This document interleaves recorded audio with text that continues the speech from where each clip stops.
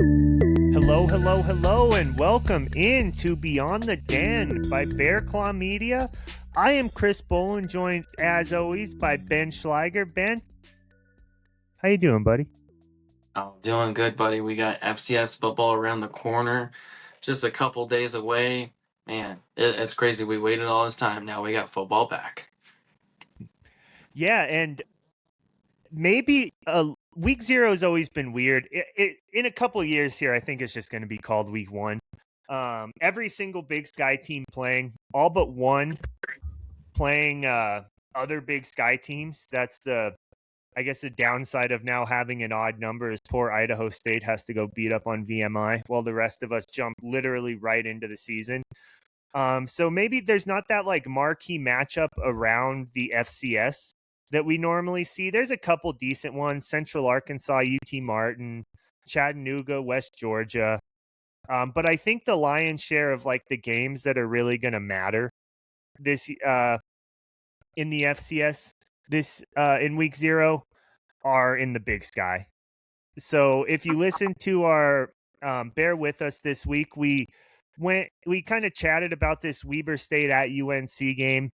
I saw a line from what is it, sportsbook, Montana Sportsbook, that had Weber State at -3.5, but our trusty friends over at r/FCS Sportsbook, who we have used the past couple years, they have it at UNC favored by a half a point. So essentially a pick 'em for the Bears Weber State home opener, or the Bears home opener against Weber State. Ben, do I even need to ask who you're picking in this game? Because I think we're both rolling with the blue and gold. Yeah, I was gonna say I can't even pick against even if it was Montana. Okay, especially if it was Montana, but it's just we gotta hammer it. Like our first night game ever in D1, we gotta win it. It's non-negotiable. Don't spend all your chips for the season, but pretty close to it. Yeah, if I can find, with FCS games, they don't really go live, at least there's probably the big four sports books in Colorado, like FanDuel, DraftKings, MGM, Caesars. They really earliest will be the morning of. Usually it's a couple hours before game time. So if I plan on putting an irresponsible amount of money on this game. Not really, but which means Weber State's going to win. Is how it Fans always at home, seems to work Chris's out. irresponsible amount of money is about $10. Yeah, it's a 15, 20 maybe. This is a big one. But yeah, Bears all the way here. Next up, the other Friday night week zero game is both our favorite team, the Idaho Vandals, favored by 2.5 in San Luis Obispo against Cal Poly. Oh, I will, yeah, just under a field goal at Cal Poly. What do you? I'm actually more on the fence about this one than I really thought I'd be. But what do you? I'm What do you? not. I assume you're going Cal Poly all the way. Yeah, dude, favored at Cal Poly. Why? Like, I'm probably gonna eat this one, but why? Like, there were so many non-football decisions that were made on the football season last year by Idaho. They really gotta act like they have all American at quarterback because I'm not impressed. I think Cal Poly with their linebackers that we were talking about, that duo, they'll take care of them. It'll be fine. Yeah, so everything, I've been so anti Idaho this preseason that I feel like I just have to go Cal Poly. I do like that Idaho's giving points here for picking Cal Poly. Uh, so I'm also gonna go with the Mustangs, but it is a little bit contrary to my thoughts of the Weber State UNC game because Cal Poly has the new coach coming in, albeit instead of coming up from high school, he's dropping down from UCLA, which I think does make a difference. And Joshua Wood, as much shit as we talk, he's solid. He's a good Big Sky quarterback. I think he is overhyped, but all that aside, I'm too deep in the trenches of anti-Idaho that I have to go with Cal Poly here as well. Number 3, the first Saturday game we have is UC Davis is favored by 28.5 points heading to Portland State. And since I always make you pick first, Ben, I'll go first on this one. I'm gonna go out on a limb here and say the Vikings keep this one within 4 touchdowns or at 4 touchdowns. I'll just early season UC Davis new quarterback. They're going to be a really good team. But maybe with the new coach coming into Portland State, it's still early. There'll be a belief where they're able to keep it close at halftime and lose by 3 touchdowns. I think there's a chance. The spread is just so big. I'm willing to take the risk on Portland State in this one. That is a really aggressive spread, but I'm the only one who did less football like things than our friends at Idaho who are our friends at Portland State, and I gotta say, the new uniforms I'm not impressed by. I think they're kind of hokey. Oh, that you're wrong. I normally don't have strong takes on uniforms. The Vikes or the Vicks uniforms were the worst thing in the Big Sky. Whatever they did to go away from those is an upgrade, in my opinion. Oh, I don't agree. I didn't hate those. I do hate their new stuff, like the switchback numbers. I'm like, what are we doing? Throwing up gang signs in Portland, Oregon? I mean, good luck with that. Um, You know what? Just because of that, I'm on Hammer Davis. Like, I think they get an easy game to start the season. They should come out. They should give Jordan Fisher 250 yards on the ground and 3 touchdowns. They should give Batu 200 yards receiving and 2 touchdowns and call it a day. All right, I honestly can't argue with that. Next game we have another kind of interesting one. It's funny. I think the two best games of the weekend are going to be on that Friday, or at least looking at it ahead of time. Those are the two smallest spreads. But here's another one that's at least interesting. Probably the last interesting one of the slate. Eastern Washington at Northern Arizona. The Lumberjacks are a 10-point favorite. And this one, I want to hear your argument before I make my decision, because I'm leaning one way, but I could really be talked into either. Is it 10 even? It's 10 on the dot Push. at the Sky Dome. I'd push. Okay, if it I'd say I'll give you the point, and I okay. won't take the point. But make a pick. Okay, I'll way make or a the pick other. and I'll say NAU. But I feel like 10 feels right. Like, NAU usually starts the season slow, has like a really high ramp up like mid season. Everybody's like, oh my gosh, I know that logo. I'm gonna vote them higher than I should. I'm gonna slot vote them. Shout out Craig Haley. But like, I just don't. They could like either blow them out or it's gonna be too close. Eastern doesn't have the firepower to go down to the walk up dome and come out with it. Even if the one thing that worries me is I don't know how good Shakel is at quarterback. Like he did have some bright spots, but it was also like, okay, it's bright, but it's like, is it bright because just nobody has film on you? So I'm gonna say NAU, but slightly. I do like the push call, because like that it almost feels like it's a bold guess, but also like a cop out. And I do, because it feels so right on.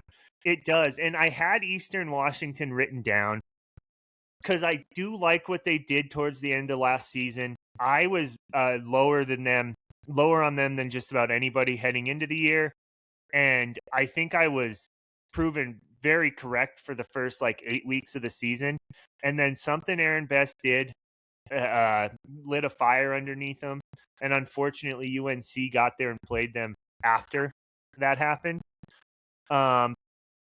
So I'm kind of torn. Is this going to be a trend where maybe it takes them a little bit to get going every year, or can they kind of build off of that late season momentum and kind of start firing on all cylinders?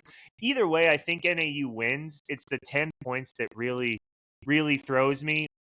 But I'm going to go, you know what? I'm going to go Eastern just to disagree with you, because it's more fun that way. Then the biggest, not even the biggest spread of the week, which should tell you something about how good Montana State is and how bad Utah Tech is. VMI is heading to Idaho State to the what is it, the ICCU Dome, and the Bengals are a 37-point favorite, which is just man, VMI, poor James over there at Redshirt Sports. But that's brutal though, and I don't even know what to say. I think that the Bengals will cover that spread. They have the type of offense. Just throw it around the yard. It's tough though. That's so many points. 37 37 points? Damn. I'm a pick under, but just because I think they get bored of scoring that much.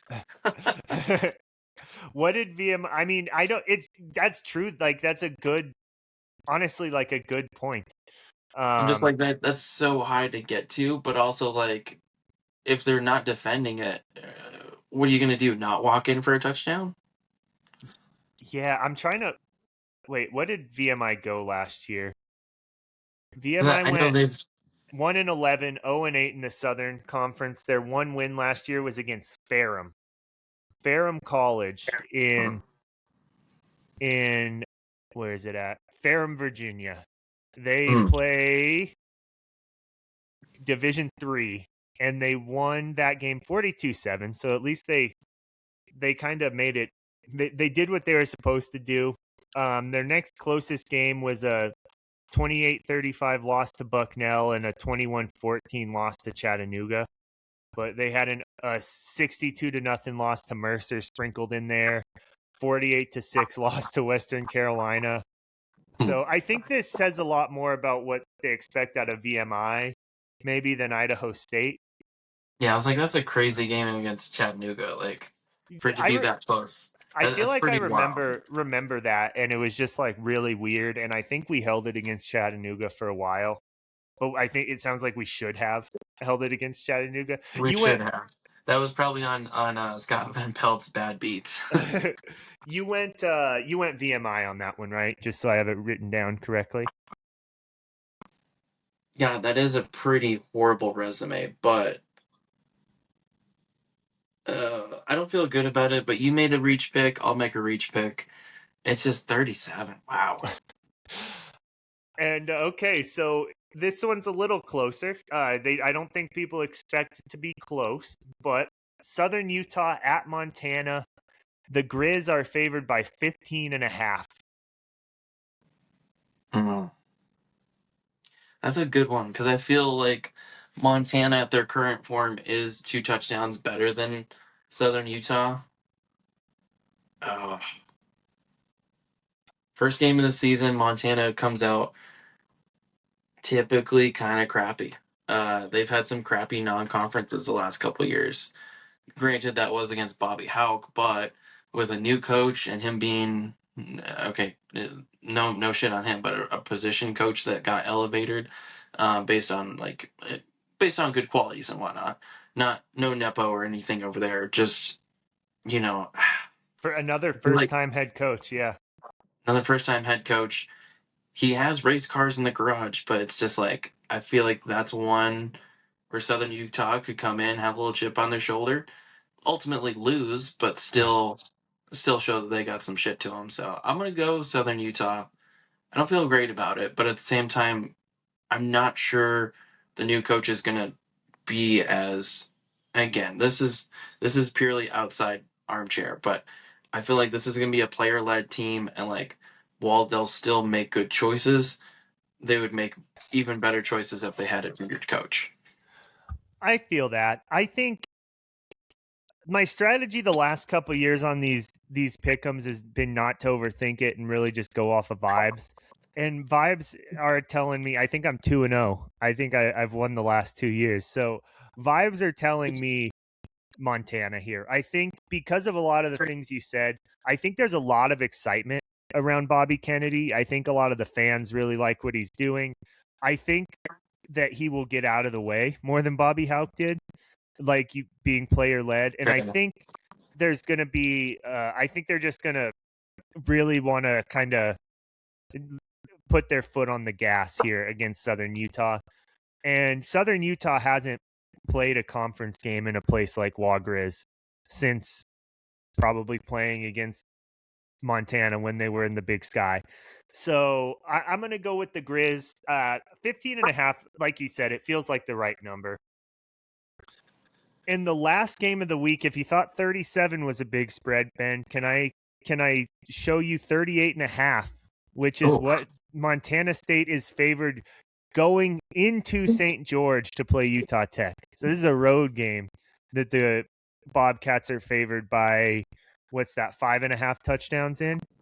And I'll tell you right now, I'm not gonna doubt them. Bringing back basically all of that national championship team, a lot of continuity, and Utah Tech, 2 wins last year, one the year before. I feel bad for those fellas down there. Like brutal entrance to the conference. I think it's almost their obligation as kind of like a welcome to it of like, hey, here's what the deal is, man. No, I also feel like it's also an obligation on the coaching staff to get yards and touchdowns to their team because they have so many potential award winners on their team. I think it's almost like an unwritten rule of like if you don't get these guys stuff, they're not going to get as much of a resume, and if they are trying to go to the NFL, that hinders them. So I feel like it's almost an onus to them of like, hey, I got, even as much as Montana has race cars, Montana State has even more, to some degree, some more potential All Americans and award winners on their team. So I feel like uh, both Montanas owe it to their players to give them as much yards, as much production, as much touchdowns, interceptions, fumbles, etc. as they can coach them up to, just because they have such high level players. I feel like it's only fair to them. Yeah, that's a great point that I hadn't even thought about. Like, if you are going for these awards, especially now only having 3 non-con games, a Montana State is one of those teams that will like I feel like they schedule tough a lot of the time. So this works as like an SEC non-con game where you The just cupcake like game. boost the resume. Yeah. So that's a pretty solid week 1 slate. What's there, 7 games? We disagreed on 4. So we'll see who's somebody's gonna, I mean, we may split on those, but We we'll both had one reach each, so I feel like the disagreements on the standard ones will be the interestings. yeah. So I'll be excited to see. The beautiful thing about a Friday game, Ben, is that we have our Saturday open to watch just other games, which I'm very excited about, because that's like the worst part of especially traveling for Bears games. And now that the games are at night, kind of with the tailgates, our whole day will be pretty occupied by the Bears. So I'm excited to just hang out that first Saturday, watch some week 0. A lot of FCS games that weekend. A few FBS games, but a lot of FCS games. Like basically the entire country kicking off. So yeah, any closing thoughts there? Normally we have some games to talk about like from the week before along with that pick 'em, but like you had said early, just excited about a good football season coming up. I love the summer and I love having a little bit more free time, but there's just something about like waking up on a Saturday and just having like you turn on ESPN or turn on whatever and there's just football. And you can just watch games, and I'm excited to get back into it. Like, do we have a game of the week though? No, I had mentioned a couple. I closed out of it. There was what was it? Central Arkansas, UT Martin, and then Chattanooga was playing somebody else who was West somewhat Georgia. relevant, West Georgia. But I feel like the most important games that'll have the biggest bearing on the season all are in the Big Sky because they're conference games. So if there's one that you want to pick, I may have to figure out how to get all my tabs back open. No, you're good. How about we make, because we just agreed on Montana, Southern Utah, right? Yes. Even though that was kind of my reach, how about we make that game of the week? Because I think everything else is either that one or Ooh. Davis and Where? Paul, or not Davis, Idaho and Cal Poly. But we agreed on that one, didn't we? Yeah, I honestly think if we're going what might be the best game, I think UNC Weber might be it. But that's another one where, hey, Ben, how many weeks do you think UNC is going to be in the game of the week? It might be only this one. Let's do that game. That's fair. We'll do that. All right, sweet. If you like what we're doing, please like, comment, subscribe, review. Tell all your friends to like, comment, subscribe, review. And if you don't like what we're doing, take it up with Ben. He loves to fight in the Twitter DMs, or he'll bring it out in public if you want. So that is at Fairclaw Media on Twitter. And as always, have a good one.